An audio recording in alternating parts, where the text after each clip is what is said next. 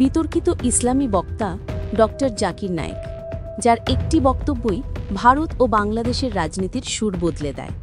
বছরের পর বছর ধরে যিনি দুই প্রভাবশালী প্রধানমন্ত্রী নরেন্দ্র মোদী এবং শেখ হাসিনার কড়া রোষানলে, কিন্তু সেই পরিস্থিতি কি আজ বদলাতে চলেছে? কেন নিষিদ্ধ বক্তা এবার আসছেন বাংলাদেশে? দেখুন আজকের বিশেষ প্রতিবেদনে। এখন যদি ইসলাম ধর্ম কবুল করেন তাহলে আল্লাহ তাআলা কি আপনাকে মাফ করবেন? আল্লাহ নায়েকের ওপর রোষানল শুরু হয় মূলত ভারত থেকে।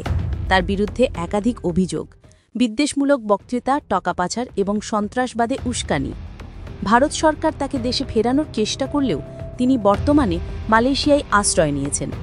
প্রধানমন্ত্রী নরেন্দ্র মোদীর সরকার তাকে ভারতের মোস্ট ওয়ান্টেড তালিকার অন্তর্ভুক্ত করেছে।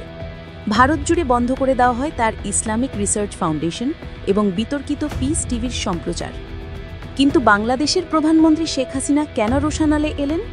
সময়টা ছিল 2016 সাল, ঢাকার হোলি আর্টিজান হামলা। সেই ভয়াবহ হামলার পর জানা যায় আক্রমণকারীরা নাকি জাকির নায়েকের বক্তব্য দ্বারা প্রভাবিত হয়েছিল। এই ঘটনায় তোলপাড় শুরু হলে দ্রুত ব্যবস্থা নেয় বাংলাদেশ সরকার। কোনো রকম ঝুঁকি না নিয়ে তৎকালীন তথ্যমন্ত্রী নিশ্চিত করেন বাংলাদেশে স্থায়ীভাবে নিষিদ্ধ হল পিস টিভির সম্প্রচার।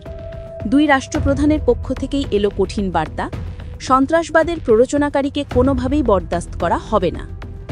অথচ এত বিতর্কের পরেও সম্প্রতি খবর আসছে যে জাকির নায়েক বাংলাদেশে আসছেন।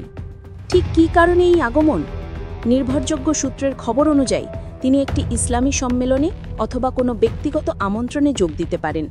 প্রশ্ন উঠছে, যে ব্যক্তির ওপর এত কড়া নিষেধাজ্ঞা ছিল, হঠাৎ তার জন্য দরজা কেন খুলল? এর পেছনে কি কোনো রাজনৈতিক সমঝোতা আছে, নাকি পরিস্থিতি স্বাভাবিক হয়েছে? এই আগমন দুই দেশের কূটনীতিতে কেমন প্রভাব ফেলবে?